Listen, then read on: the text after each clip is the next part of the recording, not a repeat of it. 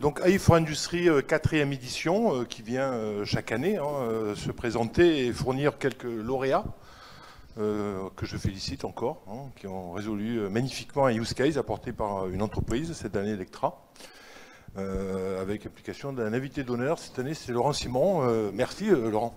Avec plaisir. Donc rapidement, AI for Industry, comme chaque année, c'est la 4e édition, c'est de la formation.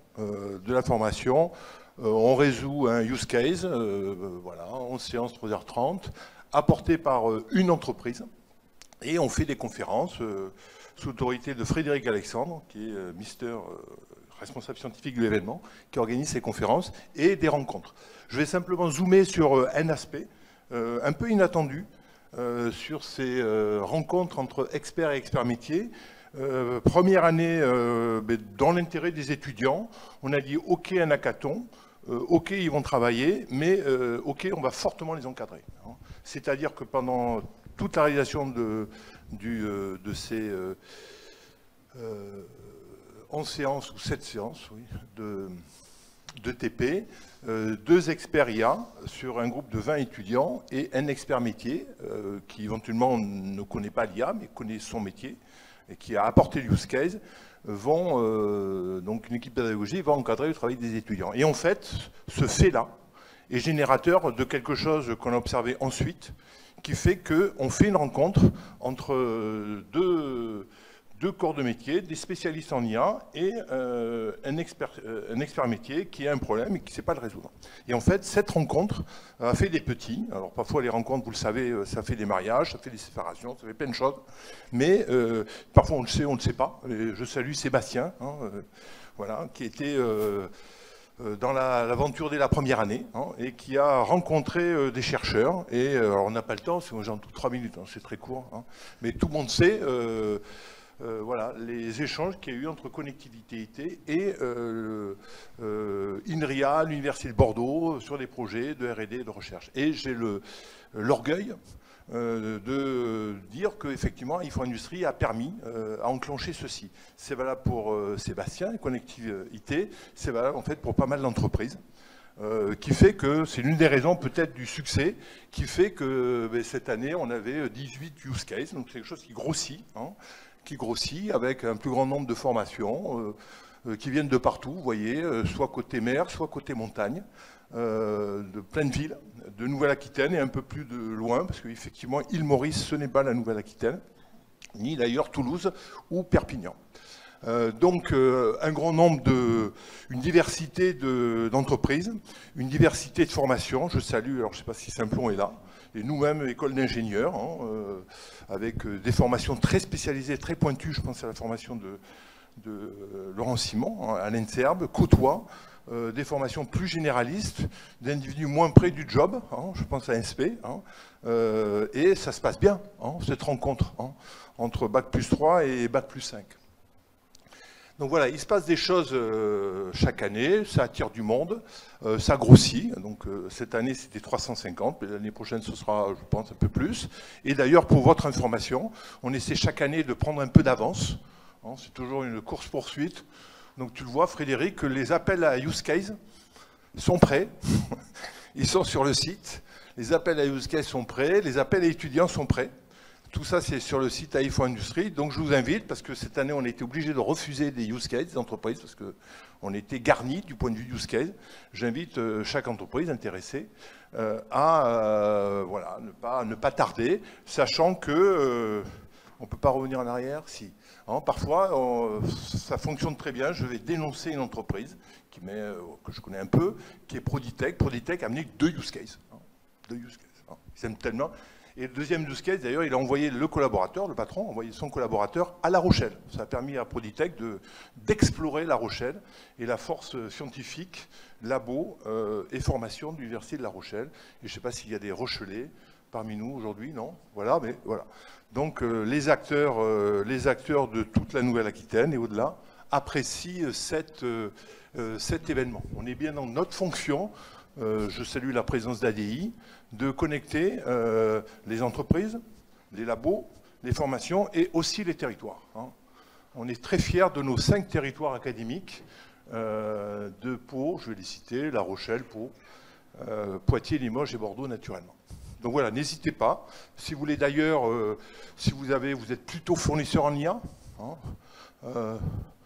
si vous avez quelques clients dont la main tremble avant de passer commande auprès de vos entreprises en IA, éventuellement recommandez-leur de passer par AI4 Industry. Hein. Ils vont comprendre un peu mieux comment ça se passe et éventuellement le passage à l'acte hein, sera facilité. Simplement un petit point, alors il manque des logos, hein, c'est pas grave. Un petit point, AI4 Industry, c'est un lieu d'expérimentation où on conçoit de nouvelles choses. Et la dernière chose, mais vous en avez parlé ce matin, le dernier objet conçu, ça ne concerne pas la formation initiale, ça ne concerne pas nos étudiants de 25, 26 ans, ça concerne des personnels en entreprise. Et ça s'appelle Dynamique Éducation. Hein. Et nous souhaitons, avec l'expérience que nous avons eue dans AI4 Industry, avec tous les partenaires, alors il manque quelques logos, voilà, ils réapparaîtront peut-être en cours de... ensuite, je vous invite à vous intéresser à cette expérience qui va dans un modèle un peu éprouvé maintenant, ou confiant, qui fonctionne. On va rapprocher dans des petites communautés, sous des sous-thèmes IA, des chercheurs, des enseignants-chercheurs, des experts en IA et des entreprises. Alors celle-là, plutôt fournisseurs en solutions IA. Donc voilà, quelque chose est en train d'être expérimenté sur des fonds européens, sur des fonds conseils régionaux, dans un projet qui est piloté par ADI, mais où l'action Dynamique Éducation, elle, est pilotée par Bordeaux INP en lien, on va les citer, Cathy, Inria, Onera, et il en manque deux, Estia, bien sûr, et un sixième, et Captronic. Voilà. Il y a eu censure, je ne sais pas quelle censeur, voilà. Donc Captronic et Estia. À propos de censure. Merci Denis. si jamais tu n'as plus rien. Il n'y a pas eu de censure, il y a eu un bug. Non mais tu as bien respecté les 3 minutes. C'est parfait. Okay. Donc on va passer tout de suite à la présentation alors je vais donner le micro, je ne sais pas qui présente de vous deux, mais la présentation du use case. Il y a la petite télécommande là pour passer les transparents, ils sont à la suite. Bonjour à tous. Du coup, avant d'introduire un petit peu la problématique, on va se présenter. Hein. Donc moi, je suis Clément Payras et je suis product owner chez Electra. Du coup, Laurent, je t'invite à te... Ah mais t'as pas de micro. Bonjour, du coup, Laurent Vézard, je suis le responsable Data Science d'Electra. Voilà, et avant de rentrer du coup dans la problématique et de vous expliquer un petit peu les enjeux, très rapidement du coup, Lectra, vous expliquer un petit peu qui on est, ce qu'on fait.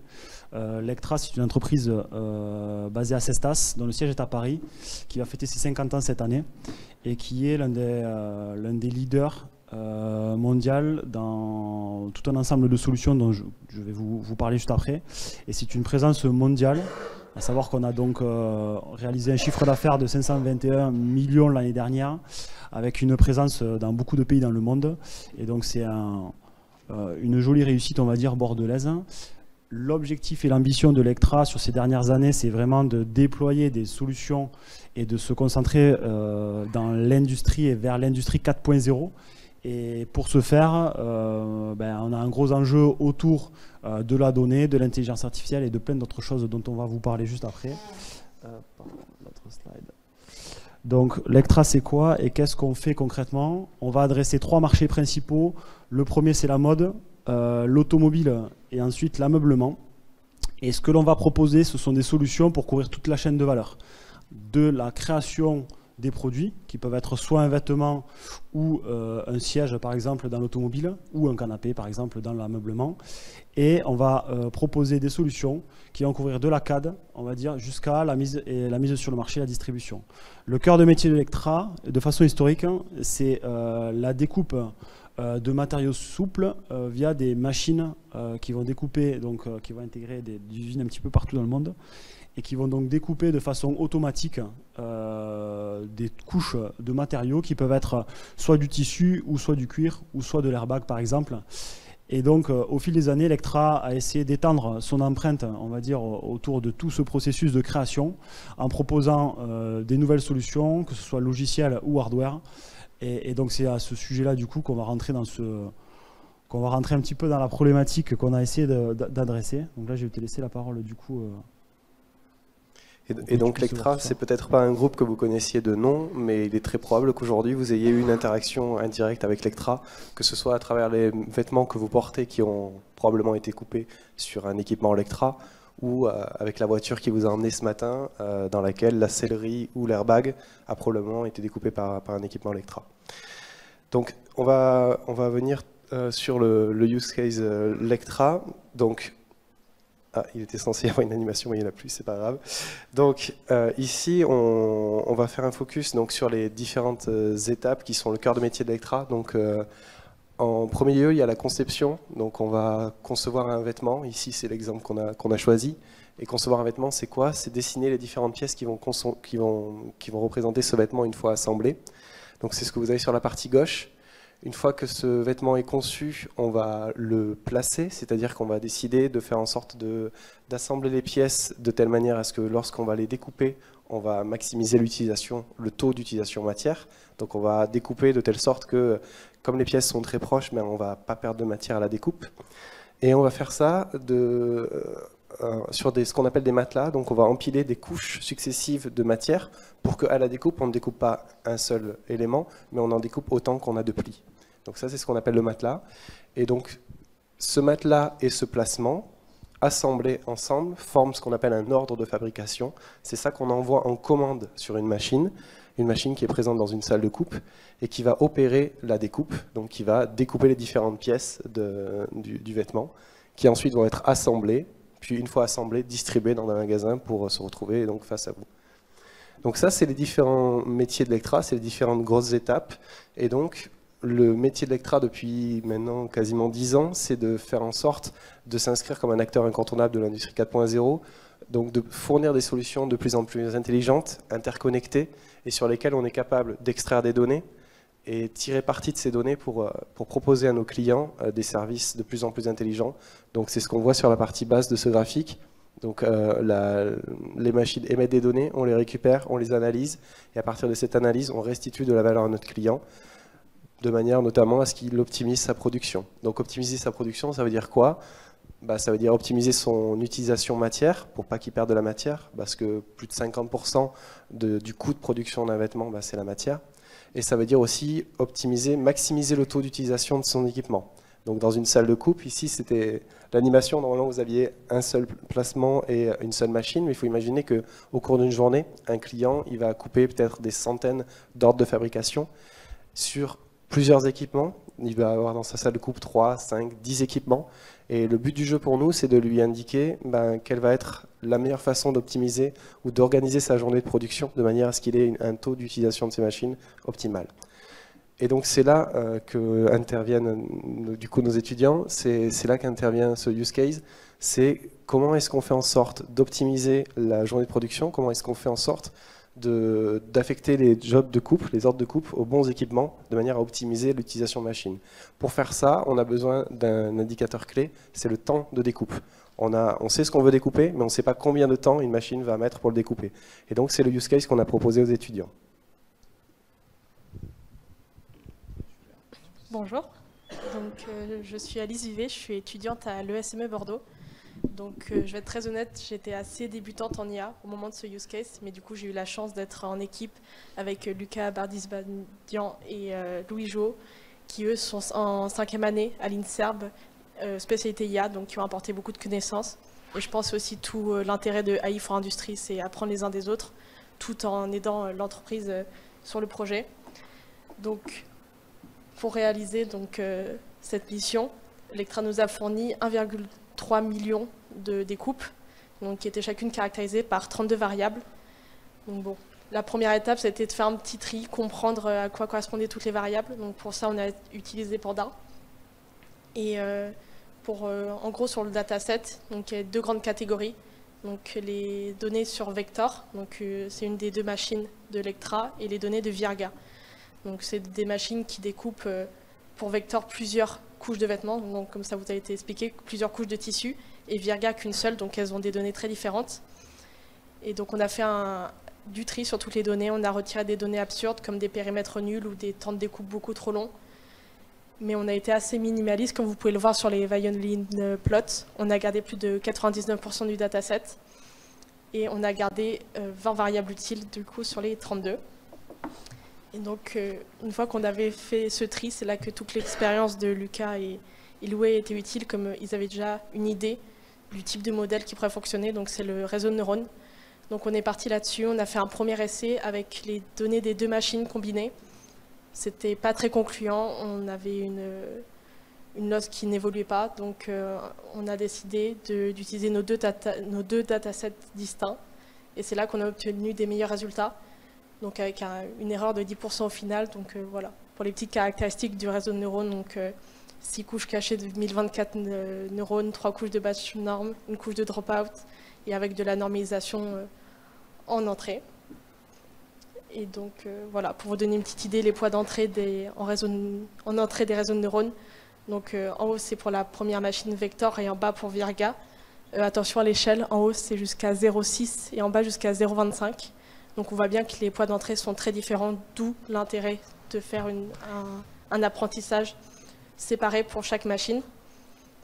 Et donc voilà, les 10% ça a été assez concluant. Mais on a quand même essayé d'expliquer ce taux d'erreur. Donc on a étudié du coup les placements, donc comme ça vous a été expliqué comment les pièces sont disposées sur le tissu. On a une variable qui les caractérise, voilà, leur numéro, le nom du placement. Et il y a certains placements qui ont été très utilisés, donc on a beaucoup de données. Donc ça nous permet d'avoir exactement le même périmètre, les mêmes pièces, le même chemin. Et pourtant, quand on étudie le temps de coupe net, on voit qu'il y a des écarts types qui sont très grands. Donc vous avez les écarts types pour les deux placements les plus communs. Et du coup, on a essayé de voir quels paramètres pourraient influencer et quels paramètres causent cet écart type. Donc nos deux hypothèses ont été le type de matériau. Donc vous avez le nom de la variable juste à côté. Mais malheureusement, sur les 1,2 million de données, les 950 000 n'avaient pas le type de matériau renseigné. Donc bon, on n'a pas pu explorer cette piste. Et la deuxième piste, c'était les paramètres machine, donc avec la variable requirement. Et là, c'était plus concluant comme pour le placement le plus commun, il y avait vraiment un type de paramètre machine qui était prédominant. Et pour le deuxième placement, il y en avait 3. Donc on a pu explorer ça, croiser les données. Mais pourtant, on trouve encore des écarts types assez élevés. Donc voilà, à la fin de la semaine, on n'avait pas des réponses totalement finies et claires à donner à l'entreprise, mais des bonnes pistes à explorer. Comme les paramètres machine, c'est assez large. Et également le type de matériaux qu'on ne pouvait pas explorer. Merci. Merci.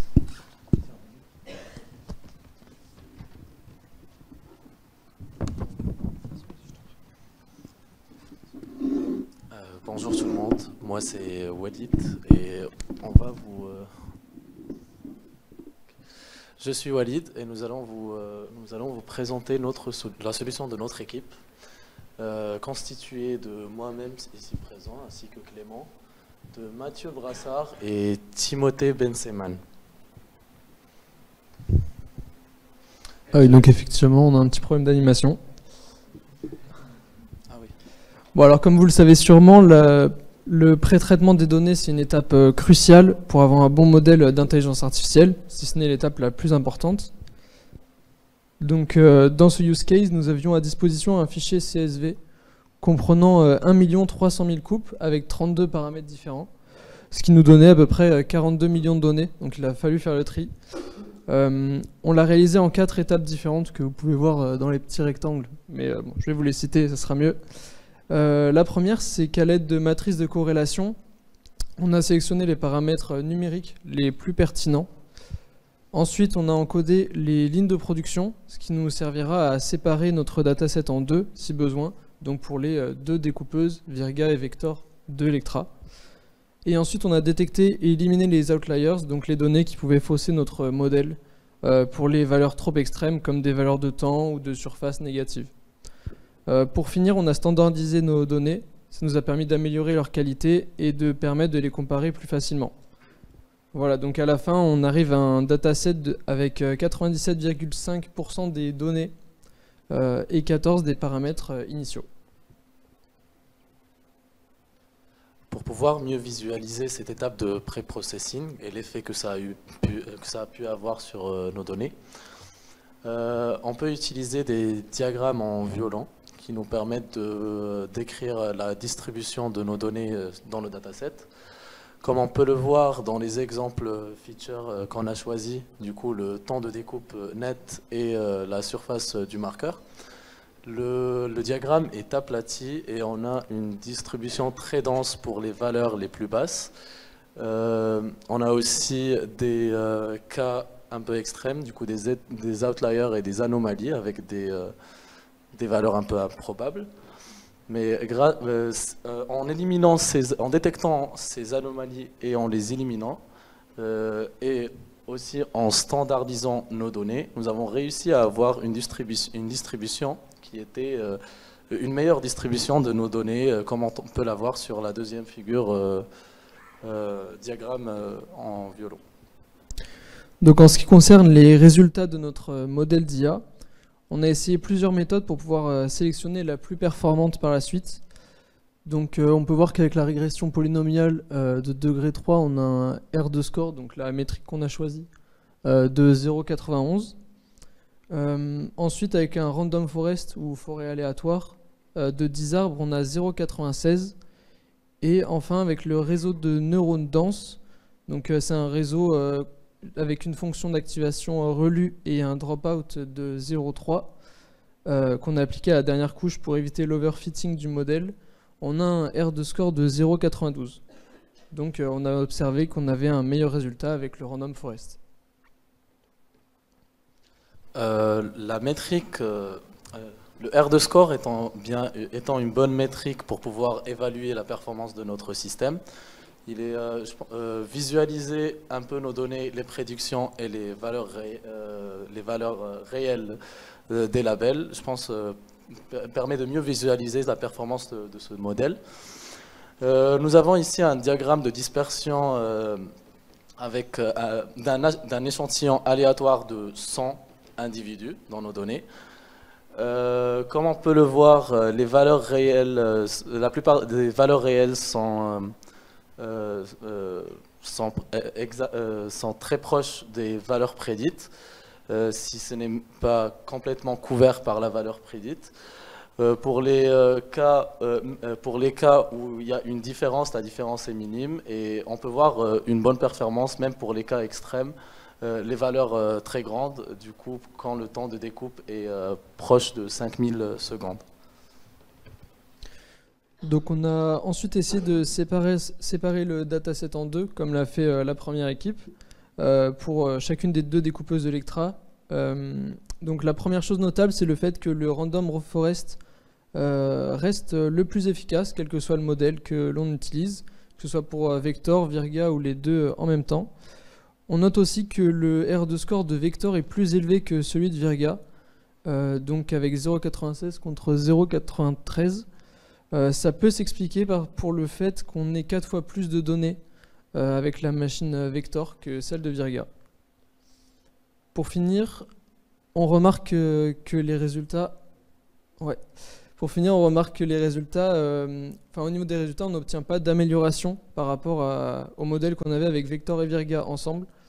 Donc on gardera le modèle de Random Forest comprenant les deux machines avec un R de score de 0,96 quant à la prédiction du net cutting time. Voilà.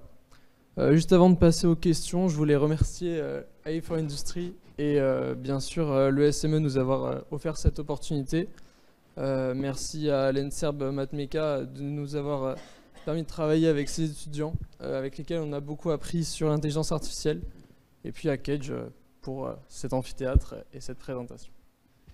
Merci à vous. Je pense qu'effectivement, c'est un beau retour à la fois sur le fait que vous ayez un peu défriché la problématique.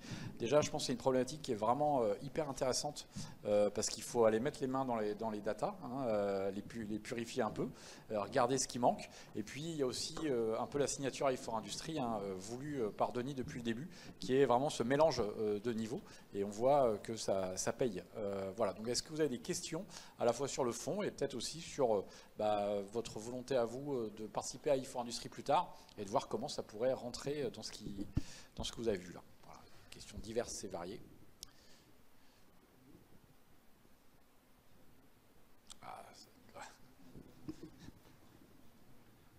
Merci. Merci pour la présentation. Je voulais juste savoir, pour demander plutôt aux étudiants, qu'est-ce que vous avez trouvé le plus difficile?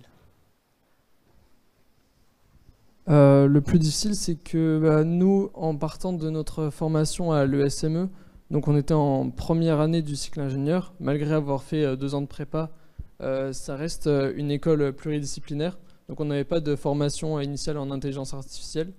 Donc vraiment le plus difficile, ça a été de se lancer un peu dans le bain de l'intelligence artificielle avec toutes les définitions et on va dire toutes les connaissances à apprendre pour pouvoir les mettre en pratique en 1 semaine.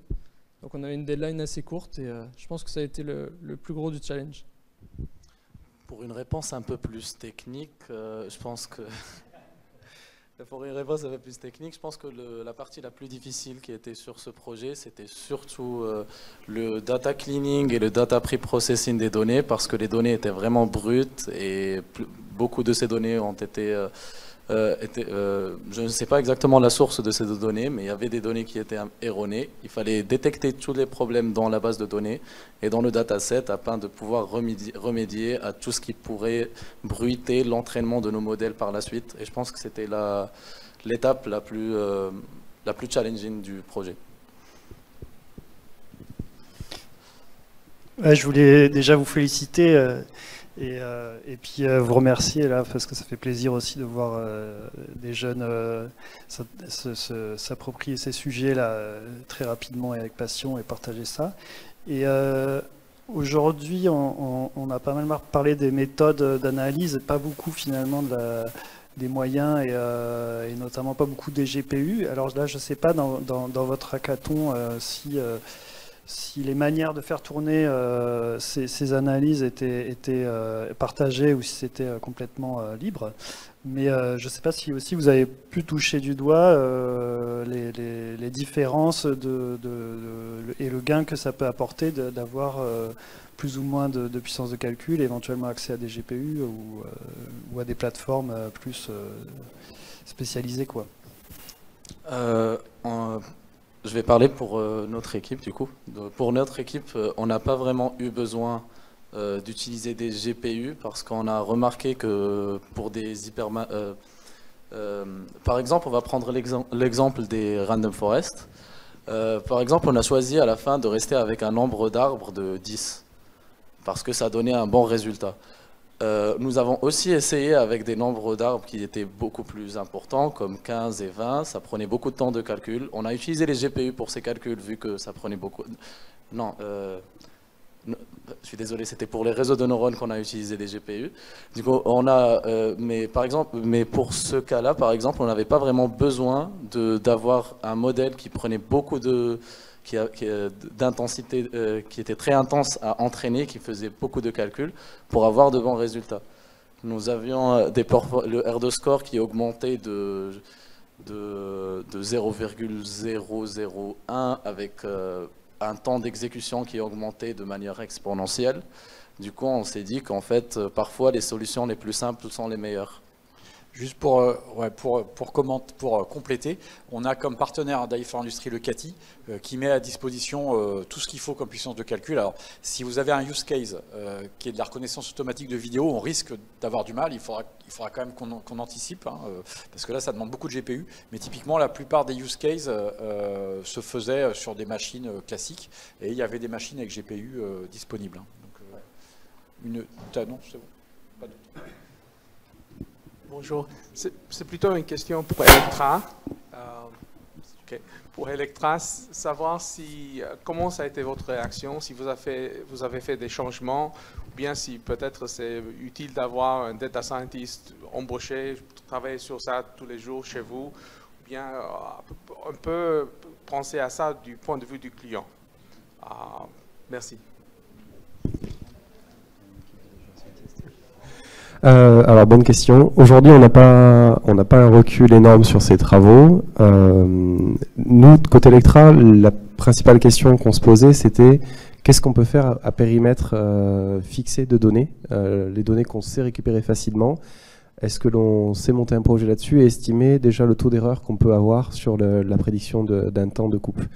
On n'avait aucune idée de combien ça allait donner. On tombe dans des horizons de 10%, ce qui, vis-à-vis des données qu'on leur a proposées, et je trouve un score honorable, puisque les données qu'on leur a proposées sont quand même assez peu informatives. Ils ont le nom, par exemple, du fichier de paramètres de coupe qui est utilisé, mais ils n'ont pas l'entièreté des paramètres. Ils savent juste que c'est le fichier Toto, mais dans le fichier Toto, on a la vitesse de déplacement de la lame, on a la puissance d'aspiration, et ainsi de suite. Et tout ça, on ne leur a pas donné, parce qu'aujourd'hui, on n'a pas traité ces données-là de notre côté pour pouvoir leur donner facilement. Donc nous, c'était déjà un premier pas vers ces travaux-là, de savoir ce qu'on pouvait faire avec les données qu'on sait récupérer facilement, pour voir si on mettait un effort de main à aller traiter des données de plus en plus pertinentes. Donc effectivement, c'est certainement des travaux qui vont perdurer, qui vont se dérouler dans les prochains temps, et c'est un effort qu'on va mettre côté équipe Data Science, effectivement.